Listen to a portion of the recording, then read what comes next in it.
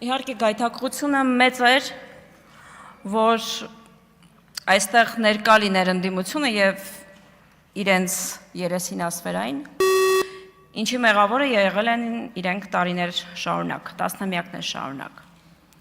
Որովհետեւ պատե եւ անպատե շատ հաճախ են խոսում սոցիալական խնդիրների մասին, սոցիալական բևեռացվածության, աղքատության մասին, բայց իրենց վարած քաղաքականության հետևում եղել է մարդուն թողնել աղքատության ջիրաններում։ Եվ պատճառը եղել է մեկը՝ ոչ ապահով վիճակում գտնվող մարդուն հեշտ է հետագայում մանիպուլացնել, այդ թվում ընտրական գործընթացներում։ Եվ այն արատևոր մեխանիզմը, որը եղել է ընտրակաշարքի տեսքով, այժմ զարգացում ունենք հավերի, քյաբաբների եւ որոշակի հագուստի, գալիս է ապացուցելու իրենց մոտեցումը, որ մարդն իրենց համար արժեք չէ, ուր մնաց բարձրագույն արժեք։ Մարդը իրենց համար, չեմ ուզում իրենց բառամթերքը օգտագործել այս բարձր ամբիոնից, բայց իրենց վարած քաղաքականությունները ընդհանրապես խոսում են այդ մասին, իրենց որդեգրած մոտեցումները։ Ընդդիմության շարքերում անձնավորություն կա, որը եթե չեմ սխալվում, սոցիալ նախարար է եղել եւ ծնողական խնամքից զրկված երեխաները շատ հաճախ են հիշում Աղվան Վարդանյանին իրենց բնակարանային ապահովման կոնտեքստում։ Բայց քանի որ դալիճում չեն, չծավալվեմ այդ թեմայով։ Ընդհանրապես ուզում եմ ասել այն սկզբունքները, որը որդեգրելու եմ, եթե արժանանամ ձեր վստահության քվեին, հարգելի գործընկերներ։ Առաջին հանգամանքը, որը կուզեմ նշել, դա բաց եւ մասնակցային օրենսդրական գործընթացն է։ Կարծում եմ, որ նախագծերի քննարկման հենց վաղ փուլից պետք է ներգրավված լինեն շահագրգիռ բոլոր կողմերը, արմիությունները, գործատուները, համայնքները, ոլորտային մասնագետները, հաշմանդամություն ունեցող անձանց իրավունքները ներկայացնողները,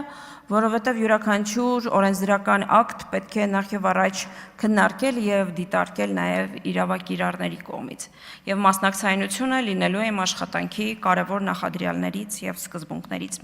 մեկը։ Մյուսը, որը կուզենամ նշել, դա տվյալահեն խորհրդարանական վերահսկողությունն է։ Այսինքն տարեկան հաշվետվություններից բացի մենք պետք է հետևենք եւ վերահսկողության շրջանակներում տեսնենք, թե ծրագրերը ինչպիսի իրագործելիություն ունեն։ Եվ շատ հաճախ այս բարձր ամբիոնը օգտագործվում է խնդիրներ մատնանշելու համար, բայց շատ հաճախ, երբ որ փորձում ես այդ խնդրի հետևից գտնալ, հասկանում ես, որ այն փաստահեն չէ, տվյալահեն չէ, այլ ինչ որ ասեկոսեների ժանրից է։ Մենք պետք է դադարենք այս ամբիոնը օգտագործել զազրախոսության համար եւ իհարկե քննադատությունը եւ խորհրդարանական վերահսկողությունը պետք է լինի փաստահեն։ Երրորդը մարզային օրակարգն է, որովհետեւ սոցիալական խնդիրների առկայությունը